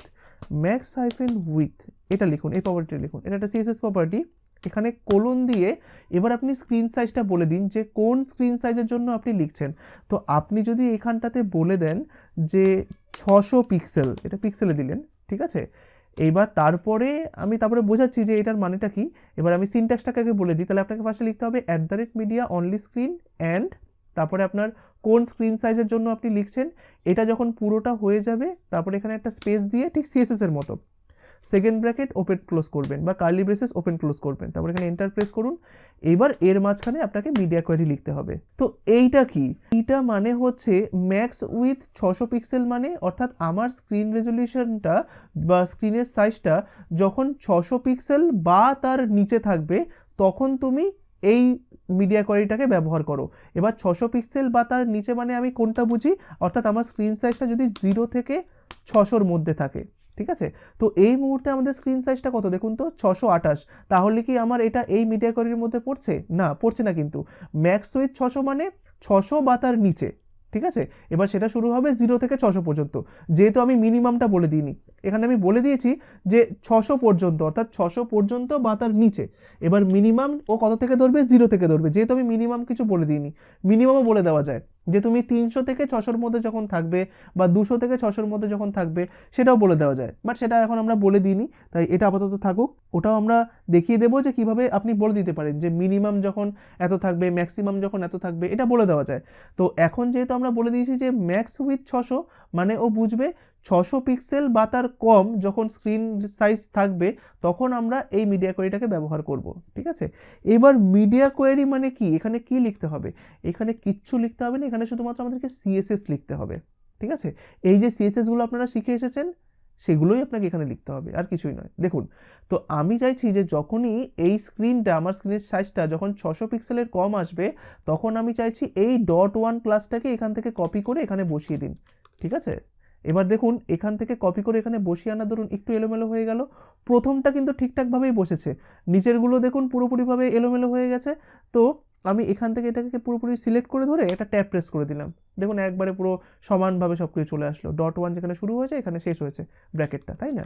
তো দেখুন এইখানে আপনাকে জাস্ট এরকমভাবে ক্লাস লিখতে হবে আর সিএসএস ডিফাইন করতে হবে, অর্থাৎ যখন আপনার কম্পিউটার স্ক্রিনের সাইজ বা স্ক্রিন সাইজ যখন এই রেজলিউশনে আসবে বা এইখানে আসবে, অর্থাৎ 600 পিক্সেল বা তার কমে আসবে, তখন আপনি কোন কোন সিএসএসগুলোকে মডিফাই করতে চান। তো আমি চাইছি যে যখন আমার স্ক্রিনের সাইজটা 600 পিক্সেল বা তার কম হবে, তখন আমি চাইছি .1 বলে যে ক্লাসটা রয়েছে তার উইথ যেটা আছে সেটা থাকুক, আমার চেঞ্জ করার দরকার নেই। হাইট যেটা আছে সেটা থাকুক, কোনো চেঞ্জ করার দরকার নেই। আমি শুধুমাত্র চাইছি তার ব্যাকগ্রাউন্ড কালারটা চেঞ্জ হয়ে যাবে। এবার তার ব্যাকগ্রাউন্ড কালারটা কী হবে, আমি ফ্ল্যাট ইউআই কালার্স থেকে এই কালারটাকে নিয়ে নিলাম, আর দেখুন এটাকে আমি এখানে দিয়ে দিলাম, ঠিক আছে, এটাকে সেভ করলাম। তাহলে দেখুন আমার এই মিডিয়া কোয়ারিটা কখন কাজ করবে, যখন আমার স্ক্রিনের সাইজটা 600 পিক্সেলের নিচে আসবে বা 600 পিক্সেল বা তার নিচে আসবে তখন, তাই না? তখন কি করতে বললাম আমি, মিডিয়া কোয়ারিটাকে কি লিখলাম, মিডিয়া কোয়ারি আর কিছুই না, শুধুমাত্র সিএসএস লিখলাম বা সিএসএসকে বললাম যে যখন আমার স্ক্রিন সাইজটা 600 পিক্সেল বা তার কম হবে, তখন তুমি .1 বলে যে ক্লাসটা রয়েছে তার ব্যাকগ্রাউন্ড কালারটা আগে যেটা ছিল সেটাকে চেঞ্জ করে তুমি এটা করে দাও, ঠিক আছে। এবার তার মানে কি .1 উইথ হাইট সব সরে যাবে? না, যখন আপনি এখানে .1 মধ্যে শুধু ব্যাকগ্রাউন্ডকে দিয়েছেন, ও শুধুমাত্র .1 ব্যাকগ্রাউন্ডটাকেই চেঞ্জ করবে, বাকি .1 উইথ আর হাইট ও কোথা থেকে নেবে, ওই যে আগে যেখানটাতে আপনার ডিক্লেয়ার করা ছিল সেখান থেকে ওর উইথ আর হাইটটা নেবে। শুধুমাত্র স্ক্রিন রেজলিউশন যখন 600 পিক্সেল বা তার কম হবে, তখন .1 শুধুমাত্র কোন জিনিসটা চেঞ্জ হবে, শুধুমাত্র ব্যাকগ্রাউন্ডটা চেঞ্জ হবে, তাই না? একদম। চলুন দেখা যাক, এটাকে আমরা সেভ করলাম। এইবার এইখানে আসবো সবার প্রথমে, আসার পরে আমরা সবার প্রথমে মিডিয়া কোয়ারিটাকে বন্ধ করে দিই। হ্যাঁ, বন্ধ করার পরে একবার Ctrl F5 প্রেস করি এখানে, তারপরে Ctrl Shift M প্রেস করে মিডিয়া কোয়ারিটাকে এখানটাতে নিয়ে আসলাম, ঠিক আছে। দেখুন এখন আপনার এই যে স্ক্রিনের সাইজটা কত, যেটা আপনারা রেসপন্সিভে দেখতে পাচ্ছেন 628, তাই না? এবার দেখুন 628-এ তো চেঞ্জ হওয়ার কথা নয়, আমি যদি এটাকে বাড়াই তাহলে কি চেঞ্জ হবে? না, এখানে তো স্ক্রিনের সাইজটা বাড়ছে, তাই না? দেখুন এখানে স্ক্রিনের সাইজ বাড়ছে। এবার এটাকে আমরা আস্তে আস্তে 600 বা তার কম যখন হবে তখনই ওই মিডিয়া কোয়ারিটা কাজ করবে, তাই না? এটাকে করি তো, আমি যখন এটাকে আস্তে আস্তে কমিয়ে আনবো আর যখন এই সাইজটা দেখবেন এখানে লক্ষ্য করবেন যখন 600 বা তার কম হয়ে যাবে, তখনই দেখবেন এটা এই কালারটা থেকে সবুজ কালারটা হয়ে যাবে। দেখুন আস্তে আস্তে কমিয়ে আনছি, দেখুন কত হলো, 628, 620 কমে আসছে কিন্তু। দেখুন এবার যখনই যেই মুহূর্তে 600-তে চলে যাবে তখনই দেখবেন কালার চেঞ্জ হয়ে গেছে, এই দেখুন, দেখেছেন? যেই মুহূর্তে 600 গেলাম কালার চেঞ্জ হয়ে গেল। এবার আপনি 600 বা তার কম, অর্থাৎ আমি যদি এখন স্ক্রিনটাকে কমাইও, ওর কালারটা কী থাকবে, দেখুন সবুজই থাকবে, তাই না? একদম। আর এবার ধরুন আমি যদি আস্তে আস্তে এটাকে বাড়াই, যেই মুহূর্তে ও 600-র উপরে হয়ে যাবে তখন তো আর এই মিডিয়া কোয়ারি কাজ করবে না, তখন কে কাজ করবে বলুন তো? এইটা। অর্থাৎ আপনি বলতে পারেন স্ক্রিনের রেজলিউশন যখন 0 থেকে 600 পিক্সেলের মধ্যে থাকবে তখন .1-এর মধ্যে এইটা অ্যাপ্লাই হবে, আর যখন স্ক্রিনের রেজলিউশন 600-র বেশি হয়ে যাবে তখন .1-এর মধ্যে এইটা অ্যাপ্লাই হবে, ঠিক আছে। শুধু ব্যাকগ্রাউন্ড কালার, কিন্তু যখন স্ক্রিনের রেজলিউশন 0 থেকে 600-র মধ্যে থাকবে তখন এই মিডিয়া কোয়ারিটা কী করবে, শুধুমাত্র .1-এর ব্যাকগ্রাউন্ডটাকে চেঞ্জ করবে, আর .1-এর বাকি উইথ আর হাইটগুলো কোথা থেকে নেবে, এখান থেকে নেবে, ঠিক আছে। আর শুধুমাত্র ব্যাকগ্রাউন্ডটা কোথা থেকে নেবে, এখান থেকে নেবে। আর যেই মুহূর্তে ধরুন স্ক্রিনের রেজলিউশনটা বা স্ক্রিনের সাইজটা 600-র উপরে হয়ে যাবে তখন পুরো জিনিসটাই দেখবেন এখান থেকে নিচ্ছে, তখন তো এটা আর ম্যাচ করবে না, তাই না? একদম। এটাকে সেভ করলাম। এবার দেখুন আমি যখন এটাকে আস্তে আস্তে বাড়াবো, দেখুন 600 পিক্সেলের উপরে হয়ে গেলেই দেখুন কালার চেঞ্জ হয়ে গেল, তাই না? একদম। তো দেখুন এইসব রেসপন্সিভ যে মিডিয়া কোয়ারিগুলো রয়েছে সেগুলো কখন কাজে লাগে বলুন তো? মনে করুন আপনি যখন একটা ওয়েবসাইট তৈরি করেন তখন কি হয় যে পাশাপাশি আপনি এভাবে 4টে ব্লক বা 3টে ব্লক এভাবে তৈরি করেন, তো যেরকম 1, 2, মনে করুন আমি এখানে 4টে ব্লককে সাজাচ্ছি, একটু ছোটো ছোটো হয়ে গেল, থাক। তো এভাবে তৈরি করলাম। এবার যখন আপনি এটাকে মোবাইলের স্ক্রিনে নিয়ে আসবেন তখন এরকম 4টে ব্লক কিন্তু ভালো লাগবে না, ঠিক আছে? আপনার ওয়েবসাইটটাকে একবারে এলোমেলো করে দেবে। তাই তখন আপনি কি চাইবেন, যে তখন আপনি চাইলেন যে ব্লক দুখানা পাশাপাশি থাক, যে যখন আপনি মোবাইল স্ক্রিনে আসবেন তখন পাশাপাশি দুখানা ব্লক থাক, বা যখন মোবাইল স্ক্রিনে আসবেন তখন শুধুমাত্র একটা ব্লকই থাক, বাকি সব নিচে নিচে চলে আসুক, এটা আপনাকে করতেই হবে। তো মিডিয়া কোয়ারির মাধ্যমে আপনি ওগুলো করতে পারেন, যে যখন আপনি এই স্ক্রিনে আসবেন তখন একসাথে দুটো ব্লককে দেখাবে, যখন বড় ডেস্কটপে যাবেন তখন একসঙ্গে 4টে ব্লককে দেখাবে, যখন ট্যাবলেটে আসবেন তখন সেখানটাতে একটা বা দুটো ব্লক দেখাবে। এগুলো আপনি সব মিডিয়া কোয়ারির মাধ্যমে করতে পারেন, ঠিক আছে? এটা খুবই ইউজফুল। আপনাকে রেসপন্সিভ ডিজাইন মানেই আপনাকে মিডিয়া কোয়ারি নিয়ে কাজ করতে হবে, আর আপনারা মিডিয়া কোয়ারি খুব ভালোভাবে শিখতে পারবেন এখান থেকে, আর পরবর্তীকালে রেসপন্সিভ ডিজাইনও খুব ভালোভাবে করতে পারবেন, ঠিক আছে? কিন্তু আপনাদেরকে খুব ভালোভাবে শিখতে হবে।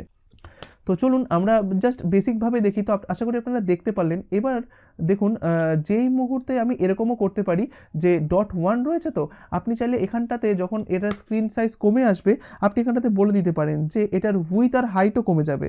মনে করুন আপনি এখানটাতে বলে দিলেন যে উইথ আপনার 200 পিক্সেল, আর এখানটাতে Ctrl D প্রেস করলাম, জাস্ট এখানটাতে বলে দিলাম যে হাইট হাইটও 200 পিক্সেল। অর্থাৎ যেই মুহূর্তে আপনার স্ক্রিনের সাইজটা 0 থেকে 600 পিক্সেলের মধ্যে থাকবে তখন আপনি কি করলেন, ওর উইথ আর হাইটটাকেও কমিয়ে দিলেন। ঠিক আছে, তো দেখুন নর্মাল অবস্থায় অর্থাৎ যখন 600 পিক্সেলের উপরে থাকবে তখন এইটা কাজ করবে, আর যখন ধরুন 600 পিক্সেল বা তার কম হবে তখন এই ক্লাসটা কাজ করবে। ঠিক আছে, এটাই মিডিয়া কোয়েরি, খুবই সোজা, আর কিছুই নয়, খুবই সিম্পল। তো দেখুন আমি এখানে রিফ্রেশ করলাম, তো এই মুহূর্তে দেখুন আমাদের স্ক্রিনের সাইজটা হচ্ছে 720 পিক্সেল।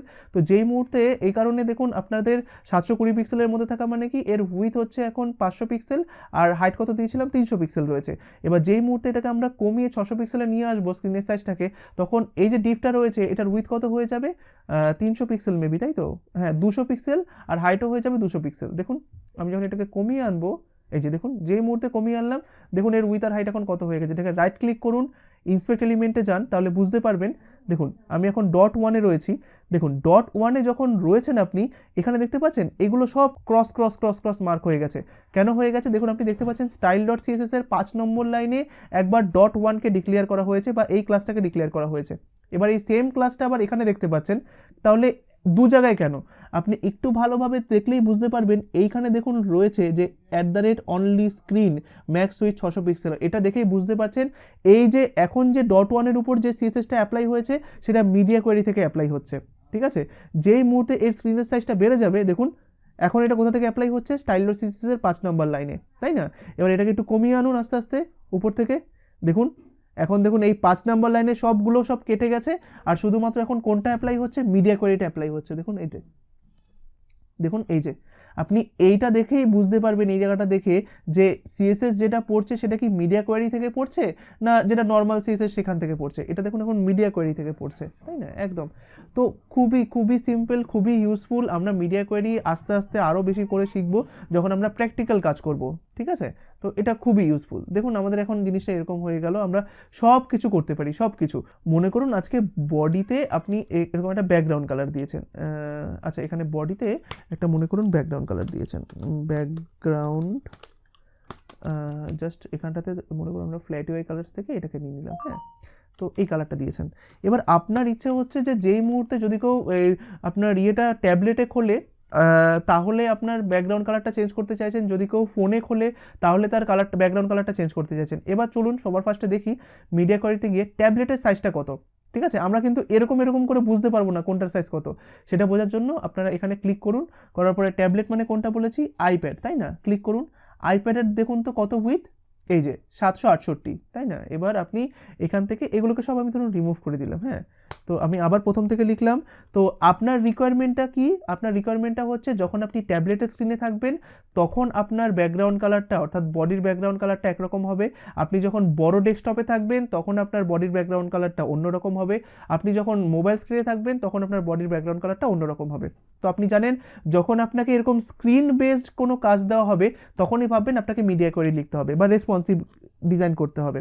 ঠিক আছে, তো মিডিয়া কোয়েরি লেখার জন্য আপনি কী করতে হবে আপনি জানেন, @media লিখতে হবে, তারপরে কি লিখতে হবে, অনলি। ঠিক আছে, তো স্ক্রিন এভাবে লিখতে পারেন, বা আপনি শুধুমাত্র এখানে লিখে দিতে পারেন @media জাস্ট অল, এটাও লিখতে পারেন। ঠিক আছে, আমরা একটু ভেঙে ভেঙেই লিখি, @media অনলি স্ক্রিন, তারপরে অ্যান্ডের পরে এখানে আপনাকে কি দিতে হবে, ফার্স্টে আপনি দিন যে আপনার ধরুন মোবাইল স্ক্রিনও দিতে পারেন এখানে বা কম্পিউটার স্ক্রিনও দিতে পারেন। তো আমি ফার্স্টে মোবাইল স্ক্রিনে দিয়ে দেখি, তো ছোট থেকে শুরু করি। তো দেখুন এখানে ক্লিক করলাম, মোবাইল মানে কোনটা, এই যে এইটা, তো এখানে ক্লিক করলাম, মোবাইলের স্ক্রিন মানে কত, 414 পিক্সেল, তাই তো? তাহলে এখানে আমি বলে দিই অ্যান্ড ম্যাক্স উইথ এখানে কত দিয়ে দেবো, 414 পিক্সেল। অর্থাৎ আমার স্ক্রিনের উইথটা যখন 414 পিক্সেল বা তার কম হবে তখন আমি কি চাইছি, তখন আমি কার সিএসএস চেঞ্জ করতে চাইছি, বডির সিএসএস, তাই না? তো দেখুন যদি অলরেডি আপনার সিএসএস লেখা থাকে বা অলরেডি আপনার সিলেক্টরটা উপরে লেখা থাকে তাহলে হুবহু সেটাকেই কপি করবেন। ঠিক আছে, যেরকম দেখুন আমার এখানে এখন বডিটা লেখা রয়েছে, তাই আমি এখান থেকে একবারে বডিটাকে কপি করে নিই, পুরোপুরিভাবে সিলেক্টর বলে এগুলোকে, সিলেক্টরটাকে কপি করে এখানে নিয়ে গেলাম। তারপরে এখানে সেকেন্ড ব্র্যাকেট ওপেন ক্লোজ করুন। এবার এই বডির মধ্যে আপনি কোন কোন জিনিসগুলো দিতে চান, আমি শুধুমাত্র চাইছি যে এটা চেঞ্জ হোক, তা আমি এখানে ব্যাকগ্রাউন্ডটা এখানে এটা দিলাম, দেওয়ার পরে আমি কি করলাম যে ধরুন আমি এখান থেকে জাস্ট কালারটাকে চেঞ্জ করে দিই, মনে করুন ব্যাকগ্রাউন্ড কালার তখন এইটা হবে, অর্থাৎ মোবাইলের স্ক্রিনে বডির ব্যাকগ্রাউন্ড কালার হবে এইটা।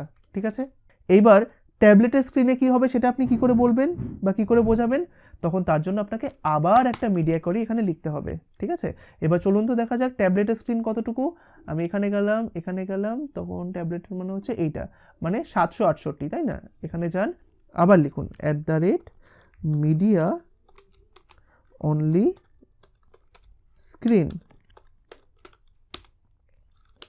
and first bracket open close, এখানটাতে দিয়ে দিন ম্যাক্স হাইফেন উইথ কত, কোলন দিয়ে 768, তাই না?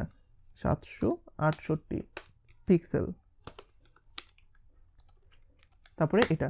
এবার আপনাদের মনে হচ্ছে এখানে যদি আমি ম্যাক্স উইথ 768 দিই তাহলে কি এটা বোঝায় যে 0 থেকে 768-র মধ্যে? না, একদম নয়। বা এটা কি বোঝায় যে 768 বা তার কম? হ্যাঁ, তার কম তো অবশ্যই, এটা তো অবশ্যই বোঝায়, কিন্তু তার মানে এইটা নয় যে 0 থেকে 768-র মধ্যে যেটা থাকবে সেটা। কারণ আপনি অলরেডি একটা মিডিয়া কোয়ারি উপরে লিখে দিয়েছেন যেটা বোঝায় 0 থেকে 414। অর্থাৎ যখন আপনার স্ক্রিনটা 0 থেকে 414-র মধ্যে থাকবে তখন এই মিডিয়া কোয়ারির মধ্যে যেগুলো লিখেছেন সেটা অ্যাপ্লাই হবে। এবার যখন আপনার স্ক্রিনটা 414 থেকে 768-র মধ্যে থাকবে তখন আপনার এই মিডিয়া কোয়ারি অ্যাপ্লাই হবে। ঠিক আছে, এটার মানে কিন্তু এটা নয় যে 0 থেকে 768-র মধ্যে, না, 0 থেকে 414 অলরেডি আপনি লিখে দিয়েছেন, তার মানে এটা বোঝাচ্ছে যে 414 থেকে 768-র মধ্যে যেটা থাকবে তার জন্য এটা অ্যাপ্লাই হবে।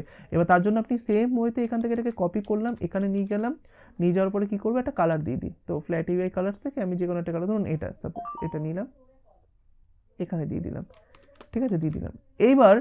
এবার দেখুন আমার কি তাহলে এবার বড় স্ক্রিনের জন্য কি লিখতে হবে? না, এখানে বড় স্ক্রিনের জন্য লেখার দরকার নেই, কারণ দেখুন যখন আমি ছোট স্ক্রিনে থাকবো তখন তো এগুলো কিছুই কাজ করবে না, তখন কোনগুলো কাজ করবে? এটা কাজ করবে। ঠিক আছে, মানে তখন বডির মধ্যে এটা তো আর কাজ করবে না, তখন বডির মধ্যে এই ব্যাকগ্রাউন্ডটা পড়বে। আবার দেখুন যখন 414 থেকে 768-র মধ্যে থাকবো তখন বডির ব্যাকগ্রাউন্ডটা কে পড়বে? এইটা পড়বে। এবার যখন আমি 768-র উপরে যাব তখন যদি আমি কোনো কিছু নাও লিখি তখন বাই ডিফল্টও কোনটাকে নেবে? তখন বাই ডিফল্টও এইটাকে নেবে।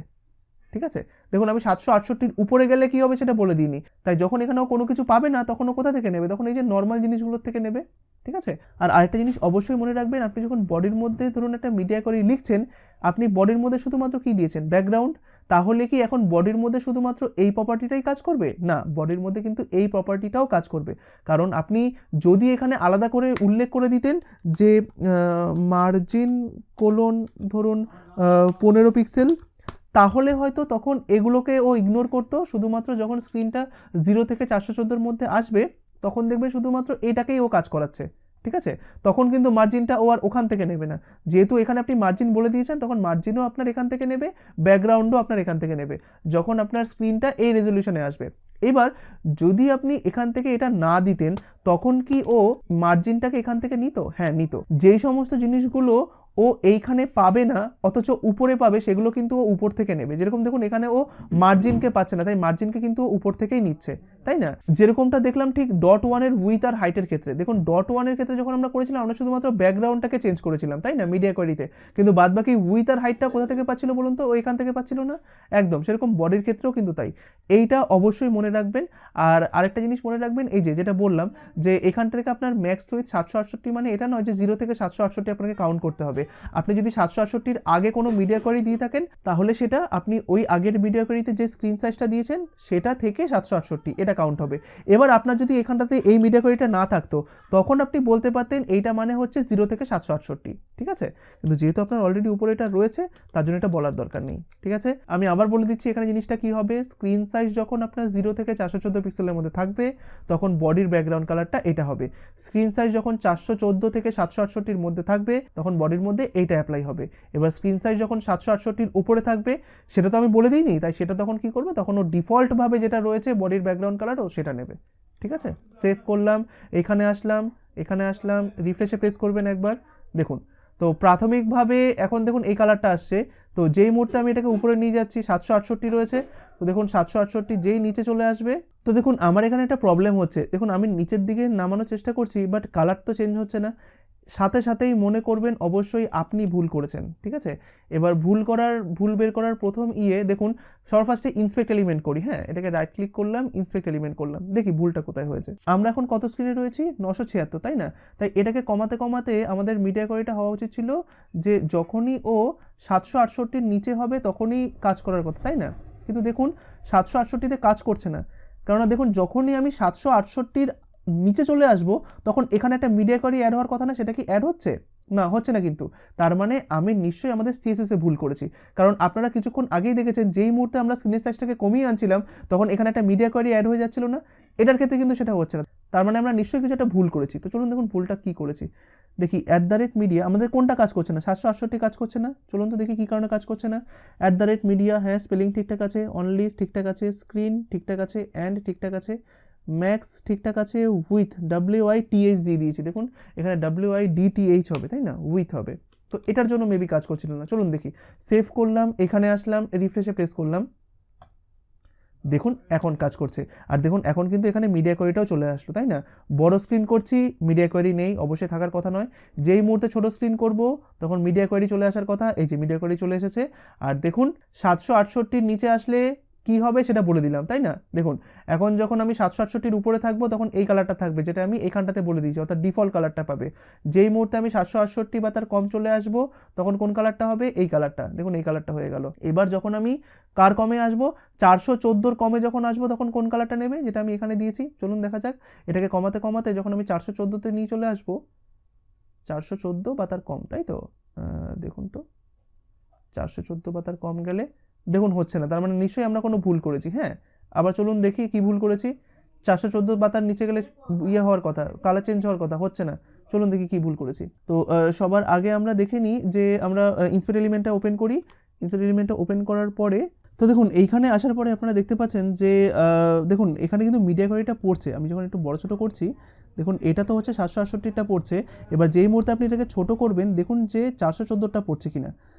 ছোটো করলাম, দেখুন 414টা কিন্তু পড়ছে, কিন্তু সব থেকে বেশি প্রায়োরিটি কার হয়ে যাচ্ছে এখানে, দেখুন এই যে এইটা 768টা হয়ে যাচ্ছে। 414-র কিন্তু মিডিয়া কোয়ারিটা পড়ছে, দেখুন ওটা কিন্তু কেটে গেছে বা ক্রস হয়ে রয়েছে। এই ধরনের প্রবলেমের সম্মুখীন কিন্তু আপনি হবেন পরবর্তীকালে। হ্যাঁ, যে দেখুন প্রায়োরিটি, অর্থাৎ দেখুন তিনটে জায়গাতেই কিন্তু আমি ব্যাকগ্রাউন্ড দিয়ে রেখেছি। এটা হচ্ছে ডিফল্ট, যেটা হচ্ছে আপনি প্রাথমিকভাবে লিখেছিলাম, তারপর হচ্ছে 414-র জন্য যেটা দিয়েছিলাম সেটা, আর এটা হচ্ছে আপনার 768-র জন্য দিয়েছিলাম যেটা সেটা। এবার দেখুন এখন কি হচ্ছে, এটা ওভাররাইট হয়ে যাচ্ছে। আমরা একবার রিফ্রেশ করে দেখি তো, Ctrl F5 করে দেখি ঠিকঠাক হচ্ছে নাকি। না, ঠিকঠাক হলো না। দেখুন 414-র কম হতে হবে, তাই তো। 414-র কম হলে না, ও নিচ্ছে না। দেখুন এখনও পর্যন্ত প্রায়োরিটি কার বেশি, 768টা বেশি। এবার এরকম জায়গাতে আপনি কি করবেন, 414টা ফার্স্টে নিচের দিকে নামিয়ে আনুন, দেখুন কাজ করে কিনা। ঠিক আছে, তো এখানে এটাকে নামিয়ে আনলাম, এটাকে সেভ করলাম, অর্থাৎ একবারে বড়টা উপরে দিলাম আর ছোটোটা নিচে দিলাম। তো এটাকে সেভ করলাম, এইখানে আসলাম, সবার ফার্স্টে এটাকে আমি ক্রস করে দিই। ক্রস করার পরে রিফ্রেশে প্রেস করি, Ctrl F5 প্রেস করবো সবার ফার্স্টে, মানে নর্মালি এসে আগে একটা রিফ্রেশে প্রেস করে নেবো, Ctrl F5, তারপরে Ctrl Shift M প্রেস করে এখানে আসবো। এইবার দেখুন এবার কাজ করছে, ঠিক আছে। তো এবার দেখুন এখানে আমি F12 প্রেস করলাম, করার পরে জাস্ট এটাকে বড় করলাম। এখন দেখুন সব থেকে বড় স্ক্রিনে কোনটায় কাজ করছে, দেখুন এই যে 884, মানে 768-র বেশি কিন্তু এটা। যেই মুহূর্তে আপনি 768-র মধ্যে চলে আসলেন তখন কালারটা এটা হয়ে যাবে।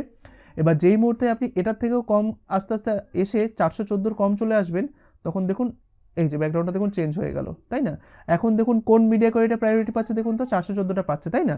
তো এইরকমভাবে জিনিসটা করবেন, অর্থাৎ বড়গুলো আস্তে আস্তে উপরের দিকে দেবেন আর ছোটোগুলো নিচের দিকে দেবেন, তাহলে কেননা এক এক সময় ও প্রায়োরিটি বুঝতে পারে না। ইভেন যদি এটাও আমাদের কাজ না করতো, অর্থাৎ এই যে আমরা ধরুন এটাকে উপরে রাখলাম, এটাকে নিচে আনলাম, এটাও যদি কাজ না করতো, এটা ছাড়াও আমাদের কাছে আরেকটা সলিউশন ছিল, সেটাও আমরা অ্যাপ্লাই করতে পারতাম, ঠিক আছে, কোনো সমস্যা নেই। তো আজকে আমরা দেখলাম যে এইভাবেও জিনিসটা করা যায়। হ্যাঁ, তো এই ধরনের জিনিসগুলোর সম্মুখীন আপনি হবেন।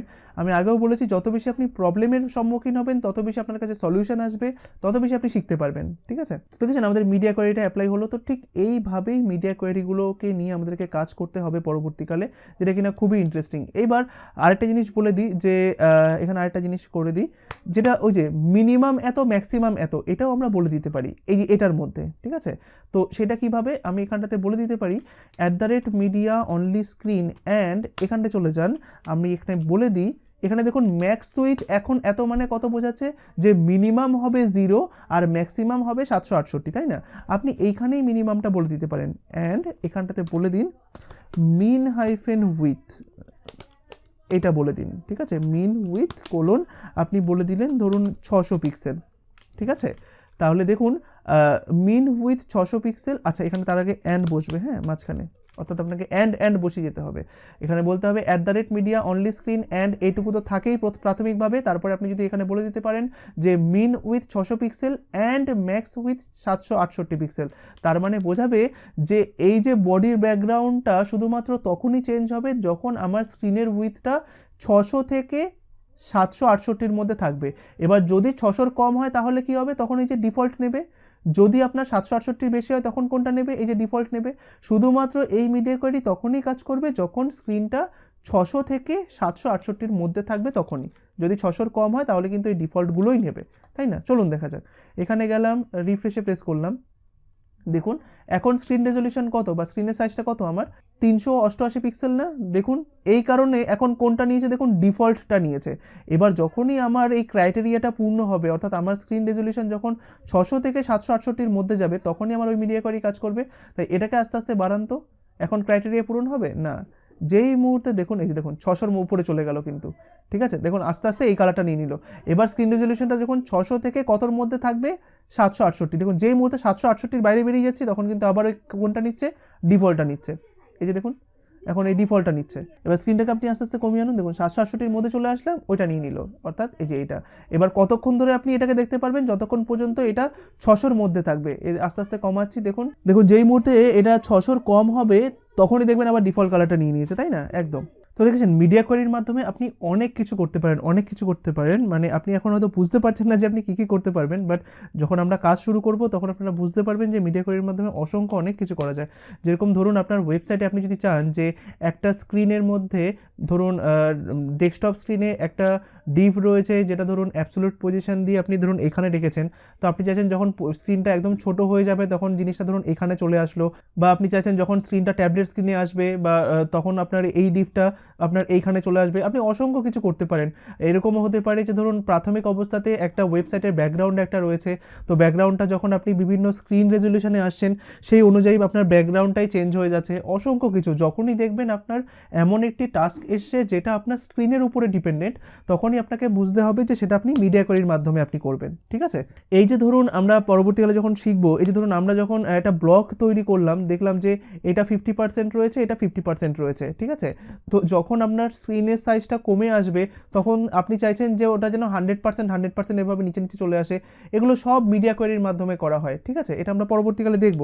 তাই এখানেই আমি অত কিছু দেখালাম না, জাস্ট মিডিয়া কোয়ারিটা কী হয় আর কি কারণে আমরা ব্যবহার করি সেটা আমি আপনাদেরকে দেখালাম। এটা খুবই ইউজফুল। আর আরেকটা জিনিস বলে দিচ্ছি, যেরকম দেখুন আমার যদি এখানটাতে .2 বলে একটা ধরুন থাকে, .2, আর এখানে ধরুন আপনি এটার একটা CSS করলেন, মনে করুন আমি এটাকেই জাস্ট করছি .2 বলে করছি এখানে, ঠিক আছে? এখানটাতে 2 বলে করছি, এটার উইথ করে দিলাম 200 পিক্সেল আর হাইটও করে দিলাম ধরুন 200 পিক্সেল। করে নেওয়ার পরে আপনি যদি চান যে যখন আপনার স্ক্রিনটা ধরুন কতর উপরে থাকবে, মনে করুন 800-র উপরে যখন থাকবে, আপনি শুধুমাত্র তার জন্য করতে চান। এবার দেখুন এতক্ষণ পর্যন্ত আপনি যেগুলো লিখেছিলেন তখন কী ছিলেন, ম্যাক্স উইথ 668 পিক্সেল। এটা মানে কি বোঝায় যে যখন উইথটা এত বা তার কম থাকবে। এবার যদি আপনি এভাবে লিখতে চান যখন উইথটা এত বা তার বেশি হবে, তখন আপনাকে কী করতে হবে বলুন তো? সিম্পল, তখন আমাকে মিন উইথ ব্যবহার করতে হবে। যেরকম আমি যদি এখানে লিখি @media অনলি, এখানে অল দিয়ে দিলাম আমি, হ্যাঁ, বা অনলি লিখে দিই, অনলি স্ক্রিন অ্যান্ড আপনি চাইছেন যে আপনার স্ক্রিনের উইথটা যখন 800-র উপরে হবে তখন আপনি একটা মিডিয়া কোয়ারি লিখতে চান, তাহলে উপরে বোঝাচ্ছে, তাই তো? তাহলে আপনি এখানে লিখুন মিন উইথ, অর্থাৎ 800 বা তার উপরে যখন হবে, তাহলে এখানে 800 পিক্সেল দিয়ে দিন। তো দেওয়ার পরে এখানে আপনি সেকেন্ড ব্র্যাকেট ওপেন ক্লোজ করুন, করার পরে এইখানে আপনি বলে দিন এবার এখানে কার উপরে আপনি অ্যাপ্লাই করতে চাইছেন, 2 এর উপরে। এবার যার উপরে আপনি অ্যাপ্লাই করতে চাইছেন সেটা যদি এইখানটাতে থেকে থাকে তাহলে আপনি সেটাকেই কপি করবেন, অর্থাৎ সেই ক্লাসটাকে কপি করবেন। যেরকম আমি এখান থেকে এটাকে কপি করলাম, আমি এইখানে নিয়ে চলে আসলাম .2, এবার এখানে আমি লিখলাম যে যখন এটার উপরে হবে তখন আমি ব্যাকগ্রাউন্ডটা করে দিলাম, এখান থেকে এটাকে কপি করলাম, আমি করে দিলাম যে ব্লু, ঠিক আছে? এটাকে করে দিলাম ব্লু, সেভ করলাম। তাহলে দেখুন এবার যদি আমি এখানে যাই, রিফ্রেশে প্রেস করি, দেখুন এখন আপনি বুঝতে পারছেন না। আচ্ছা এটার কালারটা একটু চেঞ্জ করে দিই, এই 2 এর কালারটাকে। সো আমরা এখানে যাই ফ্ল্যাট UI কালার্স থেকে 2 এর কালারটাকে আমরা মনে করুন এটা করে দিই, বা এইটা করে দিই, এই কালারটা নিলাম আমরা, এখানটাতে এই কালারটা দিয়ে দিলাম, সেভ করলাম, এখানে আসলাম, রিফ্রেশে প্রেস করলাম, সরি কোনো পড়ছে না কেন, ব্যাকগ্রাউন্ড 2 এর জন্য, আচ্ছা সরি এটা নয়, এটা তো এরকমই থাকবে, এইখানে ব্যাকগ্রাউন্ড কালারটাকে এটা করে দিন, ঠিক আছে, 2 এর ব্যাকগ্রাউন্ড কালারটাকে এটা করে দিলাম। এবার এখানে গেলাম, রিফ্রেশে প্রেস করব, দেখুন বাই ডিফল্ট ব্যাকগ্রাউন্ড কালারটা 2 এর কী থাকবে, এইটা। যেই মুহূর্তে আপনি স্ক্রিনের সাইজটাকে 800-র উপরে নেবেন, দেখুন ব্যাকগ্রাউন্ডটা চেঞ্জ হলো তো, এই যে দেখুন, যেই মুহূর্তে আপনি 800-র উপরে নিচ্ছেন, দেখুন এই 800-র উপরে নিলাম, এটা দেখুন ব্যাকগ্রাউন্ড কালারটা চেঞ্জ হয়ে গেল 2 এর, তাই না? এবার 800-র উপরে যতই আপনি নিন না কেন 2 এর কালারটা ওটাই থাকবে, কারণ আমি বলে দিয়েছি যে 800 বা তার উপরে। এবার 800 বা তার উপরে মানে সেটা 4000-ও হতে পারে, 3000-ও হতে পারে, যে কোনো কিছু হতে পারে। এবার 800 বা তার কম মানে এই যে দেখুন, সেটা 0-ও হতে পারে, 10-ও হতে পারে, 15-ও হতে পারে। বাট এরকমভাবে আমরা কখনো রেসপন্সিভ চেক করবো না, আমরা সবসময় চেক করবো যেটার মাধ্যমে, এখান থেকে ধরুন আমার মোবাইলের স্ক্রিনে দরকার, তখন আমি কী করবো, এই যে এটাতে ক্লিক করব। আবার ধরুন আমার ট্যাবে দরকার, তখন আমি এটাতে ক্লিক করব। যখন আমার বড় মনিটরে দরকার, তখন আমি এটাতে ক্লিক করব। অটোমেটিক্যালি আমরা সব কিছু এখান থেকে বুঝে যাব, তাই না? একদম। তো আশা করি আপনারা মিডিয়া কোয়েরিটাকে খুব ভালোভাবে বুঝতে পেরেছেন। এখানে আমরা ক্লোজ করলাম। আর একদম মিডিয়া কোয়েরি কীভাবে কী ব্যবহার করতে হবে, কোন ক্ষেত্রে ব্যবহার করতে হবে, এগুলো নিয়ে একদম এখন কোনো টেনশন করবেন না, কারণ ওগুলো আমরা সব শিখবো, কোথায় কোথায় আমাদের মিডিয়া কোয়েরি ব্যবহার করতে হবে, কীভাবে আমরা মিডিয়া কোয়েরি ব্যবহার করব, এই সব কিছু আমরা শিখবো। এটা বলতে পারেন মিডিয়া কোয়েরি নিয়ে একটা সংক্ষিপ্ত বিবরণ আমি আপনাদেরকে দিলাম, যে মিডিয়া কোয়েরি কী হয় আর কীভাবে কাজ করে। বাট প্র্যাকটিক্যালি মিডিয়া কোয়েরিকে ব্যবহার করে আমরা যখন রেসপন্সিভ ওয়েব ডিজাইন করব, তখন তো সেটা আলাদা লেভেলেরই হবে। সেখানে আমরা খুব ভালোভাবে দেখতে পারবো যে কীভাবে মিডিয়া কোয়েরিটাকে ব্যবহার করা হয়। ঠিক আছে, দেখেছেন কতগুলো স্ক্রিনের জন্য আমরা করছি। ইভেন আমরা পরবর্তীকালে দেখব, এটা অনেক পরে দেখব, যে এই স্ক্রিনের সাইজের উপর ডিপেন্ড করে আমরা এখানটাতে সিএসএসগুলো আলাদা আলাদাভাবে ডিফাইন করতে পারি। যেরকম আমি বলতে পারি, যখন মোবাইলের স্ক্রিনে আসবে তখন এই সিএসএসটাকে তুমি ব্যবহার করো, আবার যখন ট্যাবলেটের স্ক্রিনে আসবে তখন তুমি এই সিএসএস ব্যবহার করো, যখন বড় ডেস্কটপে যাবে তখন তুমি এই সিএসএস ফাইলটা ব্যবহার করো, এভাবে বলে দিতে পারি। ঠিক আছে, আমরা অর্থাৎ এই এক্সটার্নাল সিএসএসগুলোকেও এখানটাতে ইনক্লুড করতে পারি মিডিয়া কোয়েরির উপর ডিপেন্ড করে, ওটাও করা যায়। ঠিক আছে, তো ওগুলো হচ্ছে আপনার অনেক দেরিতে আমাদের লাগবে। আমরা ফর দ্য মোমেন্ট আমরা শিখবো রেসপন্সিভ কীভাবে করতে হয়। ঠিক আছে, তো আশা করি আজকে আপনারা মিডিয়া কোয়েরি জিনিসটা কি সেটা ভালোভাবে বুঝতে পারলেন। এর পরের ক্লাসটা আমাদের আরও ইম্পর্টেন্ট হতে চলেছে, কারণ এর পরের স্ট্রাকচারে আমরা লেআউট ডিজাইন কীভাবে করতে হয় সেই কনসেপ্টটাকে আমরা নেব। অর্থাৎ একটা ওয়েবসাইট বা একটা ইমেজ দেখা মাত্রই সেটাকে আমরা কত ভাগে ভাগ করতে পারি বা কীভাবে ভাগ করব, তার একটা বেসিক আইডিয়া আমরা আগামী পর্বে নেব, যেটা কিনা খুবই ইন্টারেস্টিং আর আপনাদের খুবই ভালো লাগবে আশা করি। তাই আজকের জন্য মিডিয়া কোয়েরি এখানেই থাকলো। আশা করি আপনাদের এই ক্লাসটি খুবই ভালো লেগেছে। খুব মনোযোগ সহকারে দেখবেন আর খুব মনোযোগ সহকারে প্র্যাকটিস করবেন। ঠিক আছে, তো আপনাদের জন্য আমি একটা টাস্ক দিচ্ছি। আপনারা ধরুন আপনারা একটা ডিভ ইউজ করেছেন, বা এটা মনে করেন আপনার বডির মধ্যে প্রাথমিকভাবে আপনি একটা ব্যাকগ্রাউন্ড ইমেজ দিয়েছেন, আর আপনাকে করতে হবে কি, যখন আপনার স্ক্রিনটা ট্যাবলেট স্ক্রিনে আসবে তখন ওই ব্যাকগ্রাউন্ডটা চেঞ্জ হয়ে গিয়ে অন্য একটা ব্যাকগ্রাউন্ড হবে, আবার যখন মোবাইল স্ক্রিন আসবে তখন তার ব্যাকগ্রাউন্ডটা চেঞ্জ হয়ে গিয়ে অন্য আরেকটা ব্যাকগ্রাউন্ড বসবে। আবার আরেকটা যেটা আমি কিছুক্ষণ আগে বললাম সেটা আপনারা করবেন, যে প্রাথমিকভাবে মনে করুন একটা ডিভ তৈরি করবেন, অর্থাৎ বডিতে তো ব্যাকগ্রাউন্ড করবেনই ওটা, আর বডির উপরে কে থাকবে, একটা ডিভ থাকবে।